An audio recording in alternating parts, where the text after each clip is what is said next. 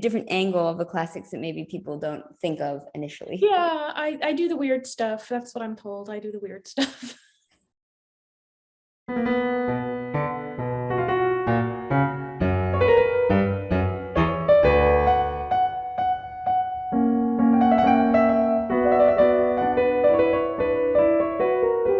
What makes a serial killer? Usually thought to be a more modern phenomenon, Dr. Debbie Felton makes the case that you can find these notorious murderers throughout ancient history and mythology alike.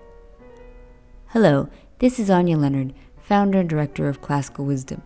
You're listening to Classical Wisdom Speaks, a podcast dedicated to bringing ancient wisdom to modern minds.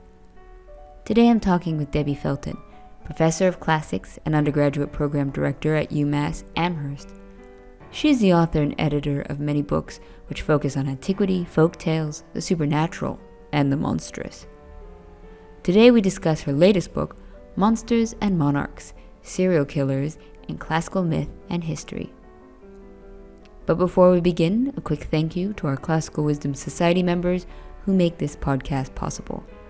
If you would like to become a society member and help support the classics, please go to classicalwisdom.com and click Start Here.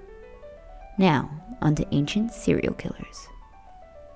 I think your topic is so fascinating. I'm really looking forward to talking about it. And, surely you get the same reaction whenever you tell people what you do. They're like, ooh, cool. I want to hear more.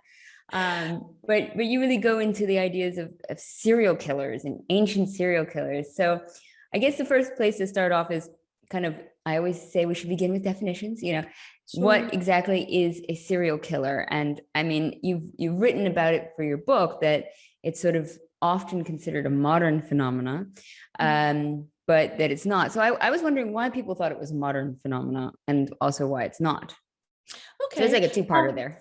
Sure. No, I mean, this is the reason I wrote the book in the first place.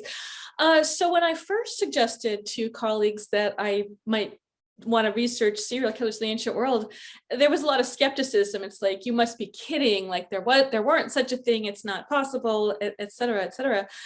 And that may just be because there aren't any sort of overt, obvious cases along the lines that we think of these days, like the 60s and 70s and 80s, where we saw a lot of the more well-known ones like John Wayne Gacy or Ted Bundy, et cetera. So there was no sort of in your face, this is clearly a serial killer at work here. But it's the term or the phrase serial killer didn't really come into use until the 1980s. So it's a pretty modern term itself. And previously there wasn't a lot of thought among criminologists and psychologists about distinguishing among things like mass murders and what we now call serial killings and just other sorts of multiple murders, I guess, is how I would say it. And over the last few decades, the FBI, which has a crime classification manual, it's like CCM, okay, which is sort of like the DSM for psychology, the Diagnostic and Statistics Manual. They keep updating it. So the crime classification manual over the decades increasingly breaks down types of serial killer and what their motivations are and how they might be characterized. But even the definition, to get back to your question here, the definition keeps shifting also. So about as recently as maybe about a decade ago, the definition of a serial killer was someone who kills 3 or more victims in different places, not at their house. And then still there'd be a sort of psychological breakdown for motives. But more recently, that has been reduced to someone who kills at least 2 separate people, preferably in 2 different events, but possibly in the same event. Like the Zodiac killer killed, or at least tried to kill 2 at once, and sometimes did actually kill 2 at once.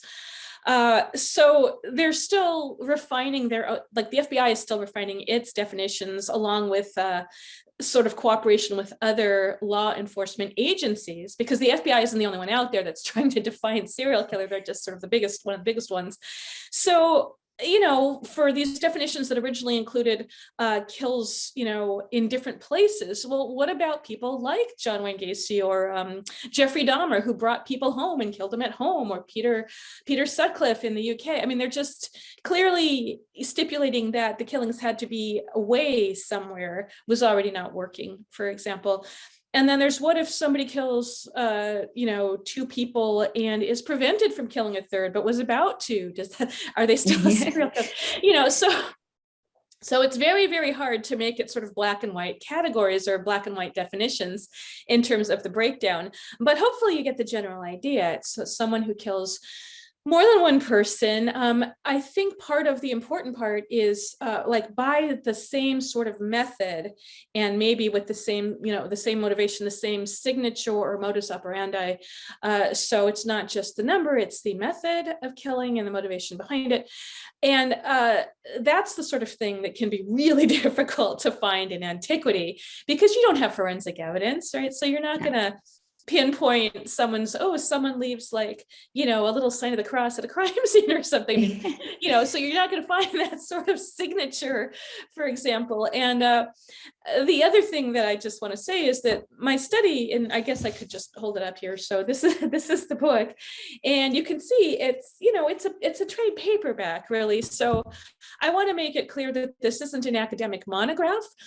So it's not written for a specialized audience. It really is. It's more broad than deep in terms of a general discussion that non-specialists could, I hope, understand. So I was really just looking for evidence of the sort of crimes that we associate with serial killers. Like, can we find that sort of description in antiquity? And I was kind of surprised when I did. Because I had read in all of these books that it was a modern thing. Like, people tended to blame it on the ills of modern society, especially capitalism and overindulgence and decadence and all of that sort of thing. So that's why there was this tendency to think of it as modern. Sorry, that was a very long-winded way of getting around to both parts of your and question. I asked you like 3 questions in a row. But it's so interesting. I mean, maybe just to get back to the first part, why does location matter? Well, I'm not sure why they considered why the law enforcement agencies initially considered location as something to try to narrow down.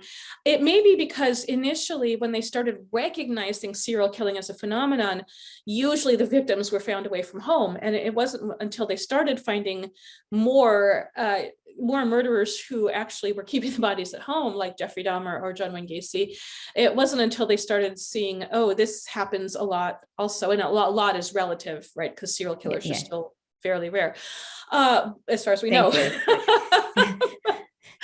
But so initially it would be like, these bodies of hitchhikers were found along the river or the highway or that sort of thing, and they were killed by similar methods. So maybe one person is behind it.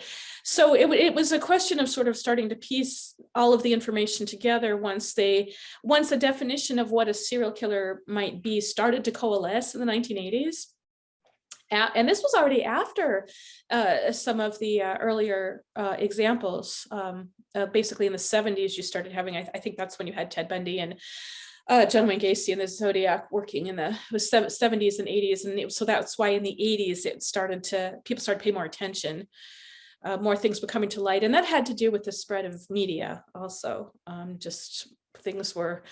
There was more communication among law enforcement agencies getting started. And it's not all just in the US. There were examples in Germany and the UK, for example.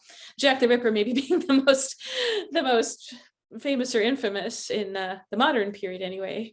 Now, what I thought was really interesting in your book is that you talk about historical serial killers, but also mythological ones. And I think that was sort of an interesting juxtaposition to take this kind of concept of a serial killer and put it mythologically. So maybe you could bring up a few of your top favorite mythological and historical serial killers. Give everybody a taste for some of the selection. Sure. No, that's a great question. And a sort of a disclaimer again, there are, methodologies potential methodological problems in terms of grabbing a historical one and saying, oh, look, it's similar to a mythological one. When you're taking things out of their textual contexts, did that make sense? When you're taking them out of context, you might be missing some, aspects of what this or that author is doing.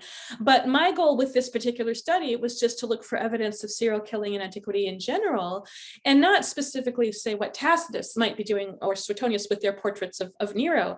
But Nero is an example I like to bring up from antiquity, not because he was necessarily a serial killer, but because those authors and others describe him in terms that make him sound to us like a serial killer, now that we know what serial killers are these days. So because I've mentioned that one of the things that helps identify serial killers in modern times is psychological motivation. And what we have for Nero is some very interesting background information on his childhood and upbringing that kind of sounds very similar to what we have heard about some of the serial killers that I've mentioned. So Nero, for example, abandoned by his father at a very young age, distant mother, Agrippina, not there for a lot of the time, and apparently didn't care so much when she was around. He was raised by household servants who probably had no business raising a child. And so he started acting up from a very young age, according to people like biased historians like Tacitus and Suetonius and one or two others. So, they describe him as committing crimes before he, becomes emperor. He would start bar fights. He would hit people over the head and crack their skulls. He supposedly murdered people and threw their bodies in the Tiber, that sort of behavior. He, sexually attacked people and in short, got away with a lot of crimes, which begs the question, well, if people knew about them, why weren't they doing anything about them? But even then, part of the imperial family there. And then by the time he was emperor, he was hiring people like Locusta to poison Britannicus, and Claudius, Agrippina was behind that too, according to these authors. So the psychological background with the absent father, the distant sort of unaffectionate mother whose affection he was always trying to gain. I mean, obviously, there are a lot of people in that situation. The majority of them do not become serial killers, but it's almost as if, it is as if, especially once you get the description of his violent behavior and that it increases, he continues to get away with it and it gets worse and worse. That's the sort of thing you see with someone like Jeffrey Dahmer.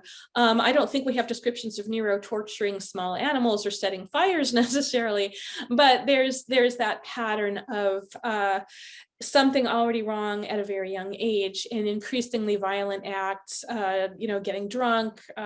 With Jeffrey Dahmer, it was drugs and alcohol. I mean, just all sorts of things like that.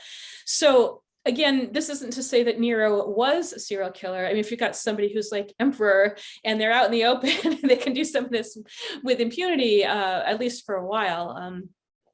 We're not dealing with your typical serial killer who is generally private and you don't find out this stuff until they're caught and thrown in jail, kind of.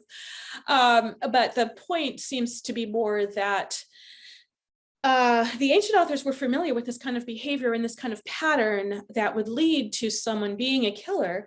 So they are describing Nero in terms that are intentionally trying to make him into this kind of criminal, even if he wasn't one. And so to us, he sounds a bit like a serial killer. And the mythological example, then, if you want me to go into that one, one of I think the easiest ones to look at is Procrustes in the Theseus story. So Procrustes was, I think, the last one that Theseus ran into. And Procrustes, again, this is so typical of so many more modern stories. He had a ramshackle, little hut or inn just off the road on the way to, from the Peloponnese to Athens. And as we find out, his habit is he's supposedly a robber, right? But he's not described, the robbing isn't the point of the stories. You don't hear, oh, and he just took their sack of gold and built a better house for himself or something. What you hear about is that he would take in, travelers vulnerable travelers. And if they were too long for his bed, he would cut off their limbs to make them fit the bed. And if they were too short, depending which variant of the myth you read, right, because there's multiple variants, if they were too short for the bed, he would hammer their legs to pulp so that he could then stretch them out, like, broken bones and all that, stretch them out to fit his bed. So what you've got there with Procrustes is basically what might be called a murder kit, like Ted Bundy had and Peter Sutcliffe had, or if anyone's watching, if anyone's familiar with the fictional Dexter on TV, the murder kit of surgical tools. So Procrustes had at minimum probably a hammer and a saw, and maybe a couple other things in there. And it sounds like he, tied his guests down on the bed. So maybe he had some rope. And this was a very specific ritualistic method of killing. And then there's the bed there. And is that some sort of a subliminal psychosexual element that we don't want to overinterpret, but we also don't want to underinterpret, right? Because it's not like we get background on Procrustes like we do for somebody like Nero, for example. There's just not enough filled in there. And a bunch of the other people that Theseus meets, like Sciron or Periphetes, they are also, essentially serial killers in terms of, targeting multiple people over a long time period, killing them by the same method until Theseus puts a stop to it by killing. Theseus is sort of like Dexter. He kills the criminals. But unlike the criminals in antiquity, Theseus purifies himself from the bloodshed, and he is, seen as an Athenian hero rather than as, a criminal for killing criminals. The laws sort of allowed that in different ways. Yeah, that's got to be a weird element too, then people who think that they're doing like God's work, or they're thinking that it's a ritual purified, like if they think that they're doing a good thing, like they're still killing several people. Yeah. So I think at least that dynamic was different in antiquity as opposed to something like what Dexter, the fictional Dexter, is doing. But that also depends on your point of view. I mean, Theseus was an Athenian hero. And if you look at some of the other people that he met, they're like the king of their local areas. Procrustes, not so much, but some of the others were. And so the king of Eleusis, for example, is someone that he kills, who I think is the one of the characters, because Heracles runs across this sort of character too. But the king of Eleusis, I think, wrestles people until he kills them.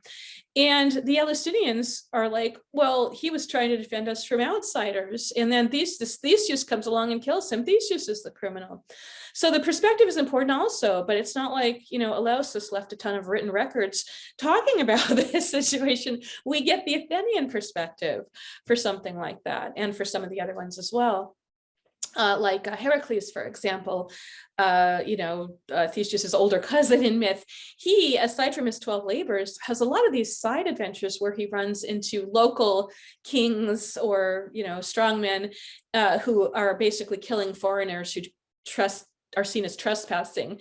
And Heracles comes and he kills these people who are essentially defending their own territory, but it's put in ways that, where we are supposed to sympathize and empathize with Heracles rather than with the local, with Antaeus, who wrestles people to the, until they're dead. So yeah, the perspective is important, and we just don't get other than the victors. It's really interesting too, because I've been doing a lot of different podcasts recently with different professors about, the value in folk tales and mythology, and like the importance in details and how they kind of have other meanings that because they survive this sort of long period of time that resonates with people. And so, I'm thinking about other fairy tales or folk tales that involve serial killers, like Hansel and Gretel, for instance, is like a pretty dark story. I mean, and there's like plenty of these that we even have in our more recent mythologies and folk tales. So it's interesting, of course, there's nothing new under the sun. It shouldn't be surprising that serial killers exist. I guess I wonder what is the value of having these serial killers featured in mythology and in folk tales? Like, what's their purpose to exist? Why would they care or write about it rather than maybe just scaring children? Yeah, I mean, there certainly were stories intended to scare children. And but before I directly address the question, I don't know if you know, but I also published a book on cultural history of fairy tales. last I think summer. I saw that. So I was thinking about you Yeah. actually when I was like thinking about fairy tales, because I was like, Yeah. you'll have some interesting insights on that. Well, and Graham Anderson at the University of Kent at Canterbury actually has done quite a lot on folktales in the ancient world. And of course, Bill Hansen, retired from Indiana, is one of the main folklore in classical literature people, along with Adrian Mayer out at Stanford. But yeah, so why have characters like this? And again, they wouldn't have considered them as serial killers specifically with that terminology, but as villains. And with somebody like Theseus and Heracles too, for that matter, part of what they seem to be doing is making the roads safe for society or something along those lines. One of the things I've looked into is this whole serial killing on the roads, because obviously it's maybe not obviously, but one of the areas where a lot of serial killing happens even today is on highways, because there's this huge level of anonymity. And I mean, there's apparently a lot of truck drivers, I shouldn't say a lot, but there's a percentage of serial killers, which is, again, not a big percentage of overall murderers, but there's a good number of them. There are a good number who are truck drivers, and still killing, prostitutes are still a big target along very long highway routes. And it's almost impossible to find the killers. So the roads seem to be one of these factors. And that in antiquity, at the time when you've got Heracles and then his younger cousin Theseus wandering around, what you're seeing is, I think, an expansion of Greek life outside of their little enclaves. Like there's more communication between, the Greek polis, the Greek city-states. There's more communication between the Greek city-states. And there's more trade starting with other areas around the Mediterranean, even farther east. So there's a certain anxiety about opening up borders. I mean, we can see this today too, in terms of trade. There's a certain concern about foreigners, their customs. Does this mean we have to change our way of life? Is it going to affect, how is it going to affect our culture? And so there's this sort of anxiety about foreigners in general from fairly insulated, Greek societies. I mean, they're isolated geographically to a large extent, with mountains, rivers, valleys, etc. But then there's also the traveling on the roads aspect itself, because you're going long distances. It's not like there were police forces patrolling the roads.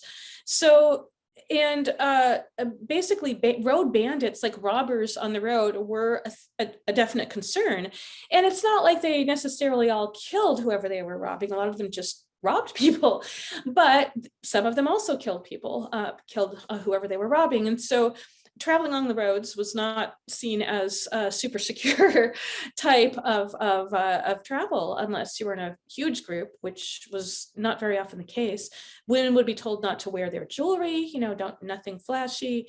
And it was even a bigger concern during the Roman Empire than, say, in the mythological times that I'm mentioning with Heracles and Theseus. It was an actual historical problem in the Roman Empire. Bandits were all over the place. The empire was too big for the Roman troops to patrol.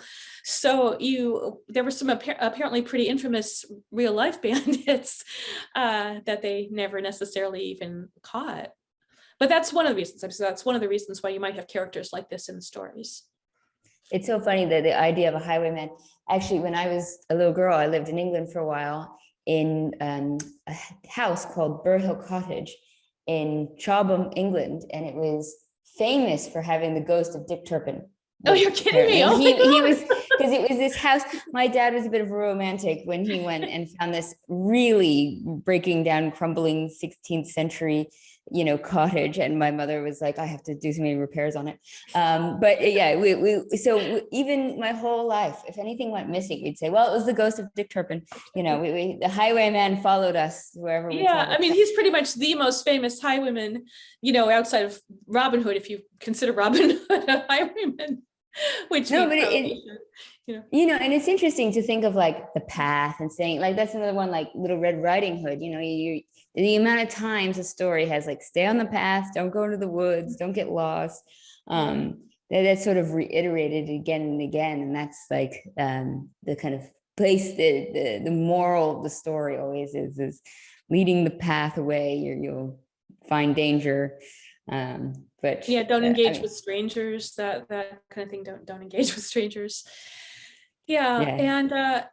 and then, another reason, maybe, as I was sort of alluding to, that when you have someone you want to make a Pan-Hellenic hero, or someone you want to make an Athenian hero like Theseus, even the kings of other Greek city-states can be, put, it's sort of like what Tacitus and Suetonius did with Nero.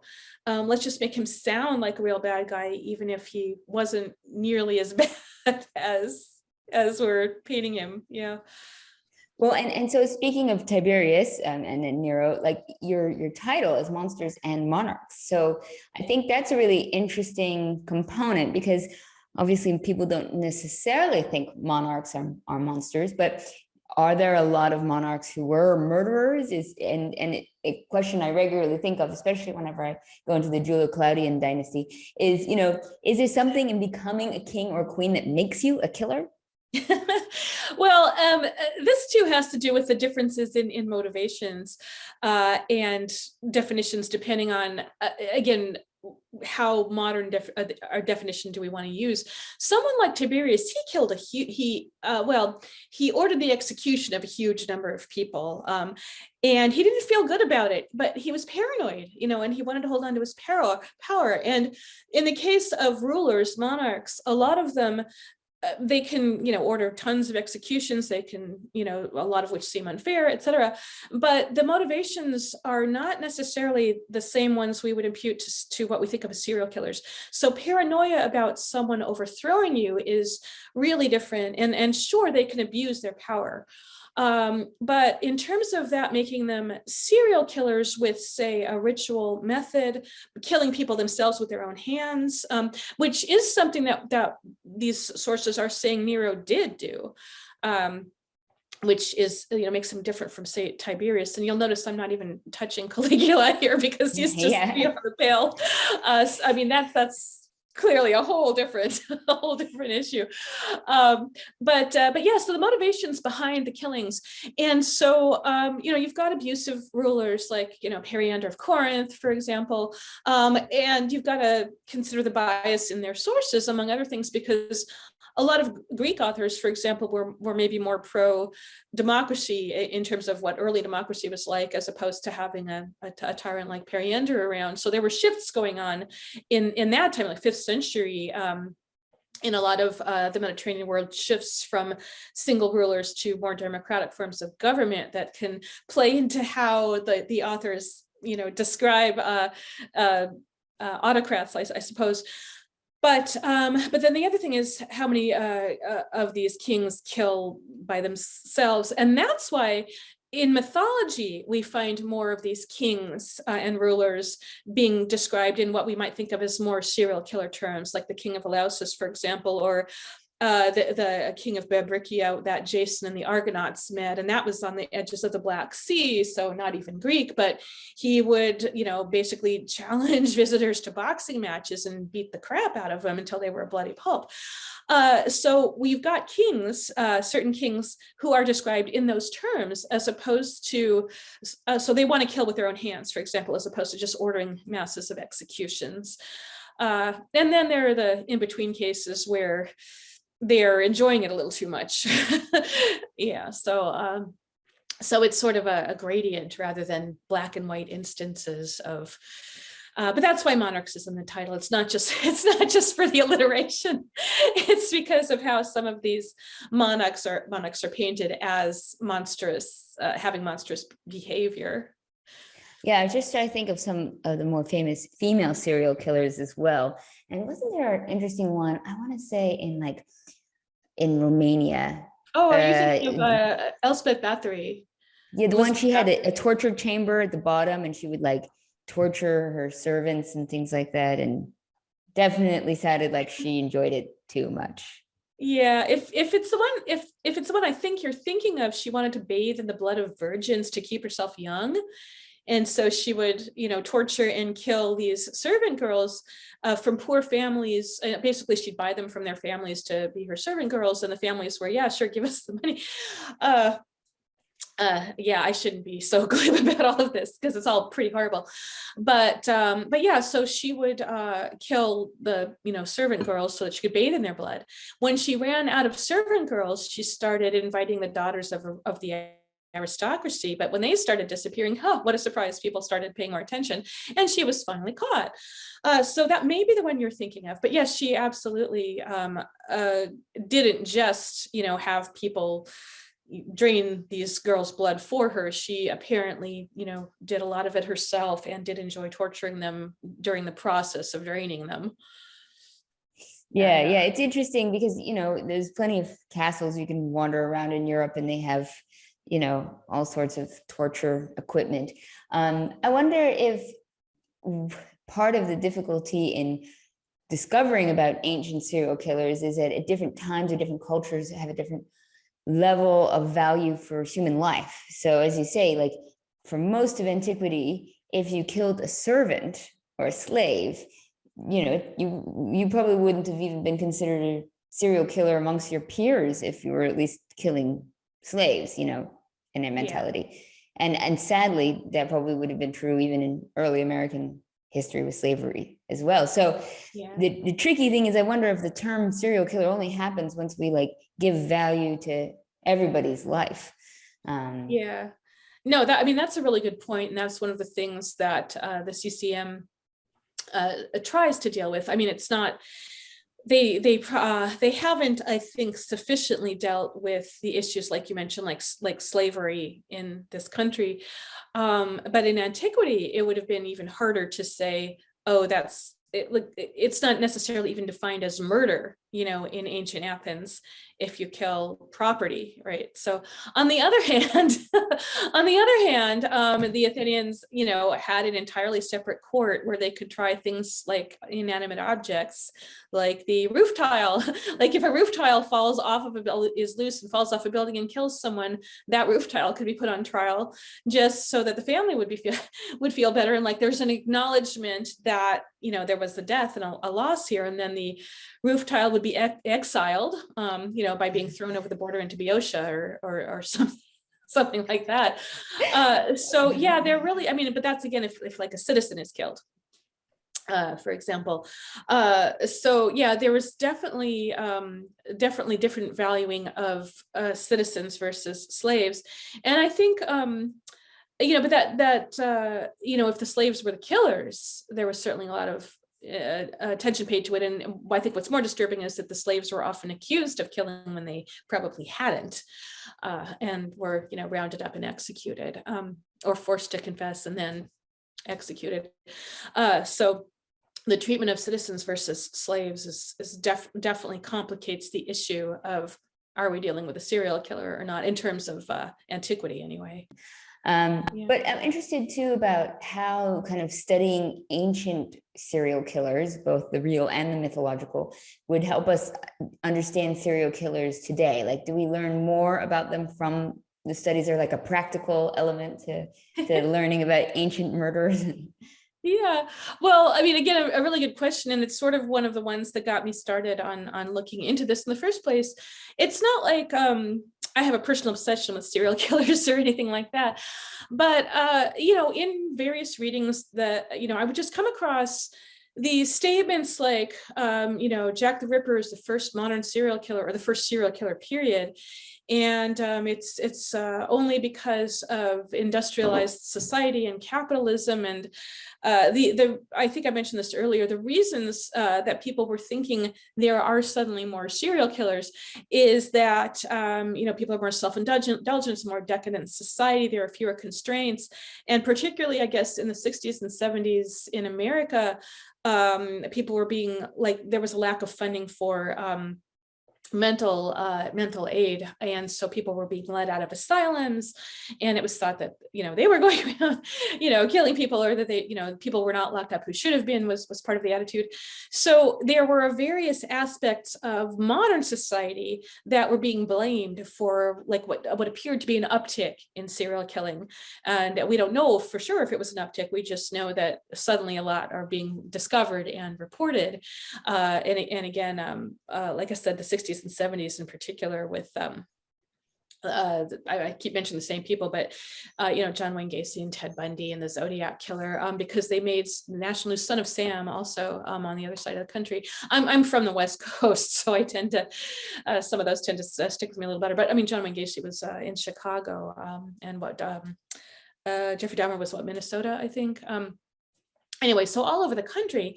And part of it was, well, we're hearing about all these cases in the US and Britain. So what's going on there? Well, once China and the USSR started opening up their records, it was apparent that the same thing was going on there.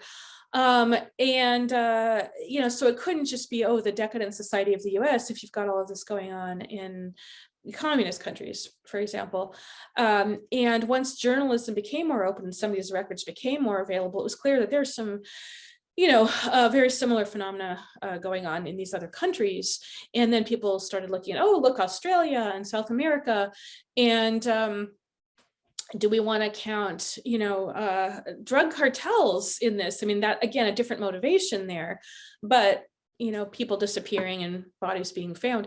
So it was slowly becoming clear that this was more of a worldwide phenomenon.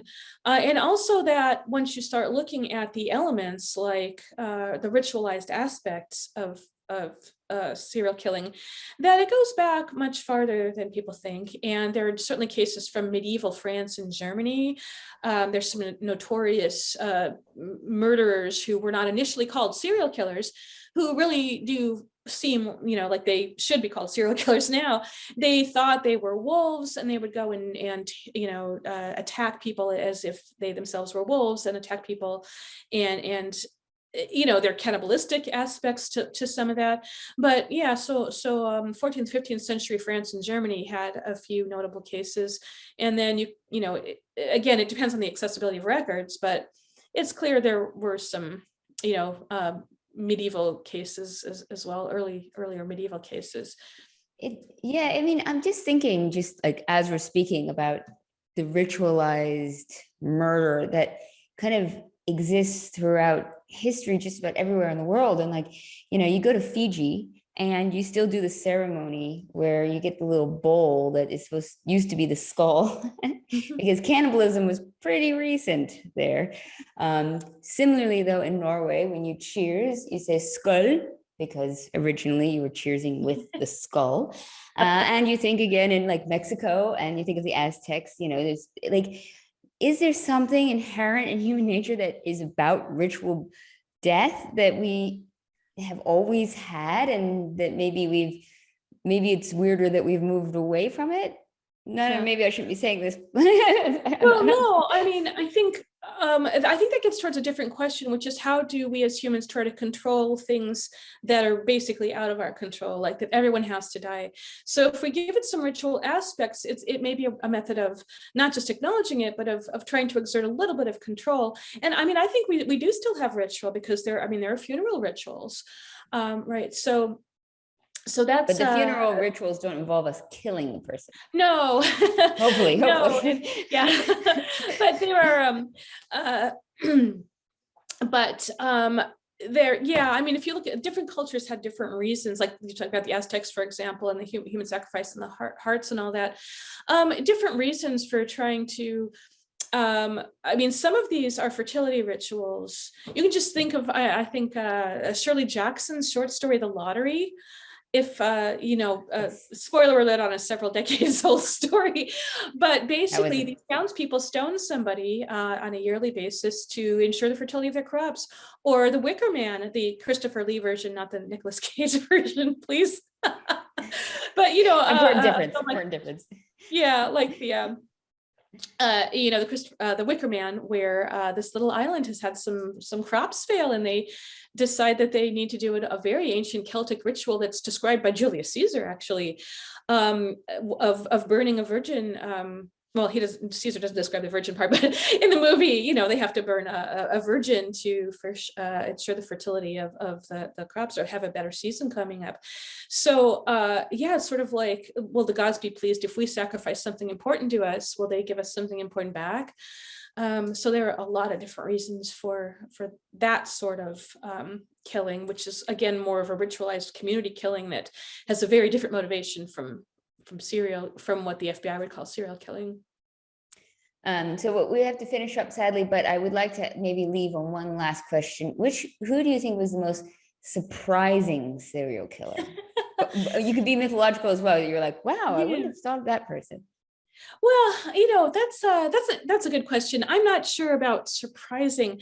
I think what maybe surprised me a little bit was reading some of the rationalizing versions from antiquity itself. Somebody like Polyphetus, I think 4th century BCE. Don't quote me on that.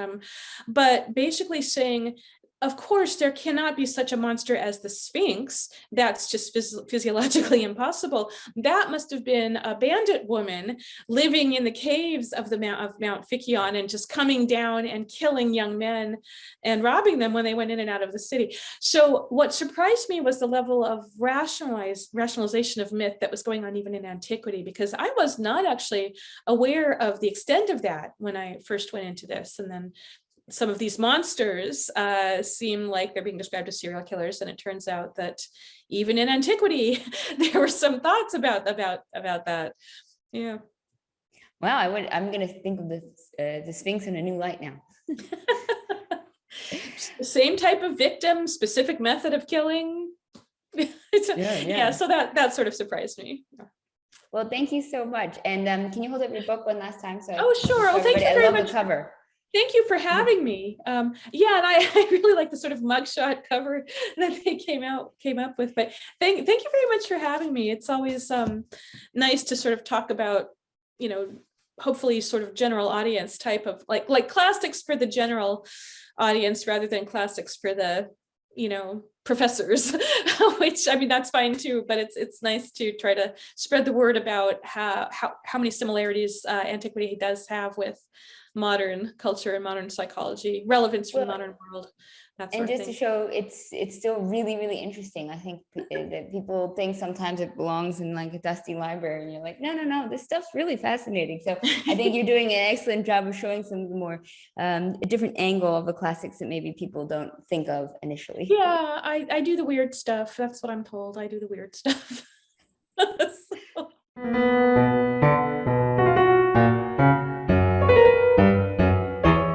Thank you for listening to Classical Wisdom Speaks, a podcast dedicated to bringing ancient wisdom to modern minds.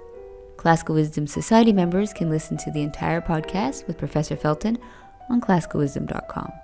You can purchase Debbie's book, Monsters and Monarchs, Serial Killers in Classical Myth and History, on amazon.com.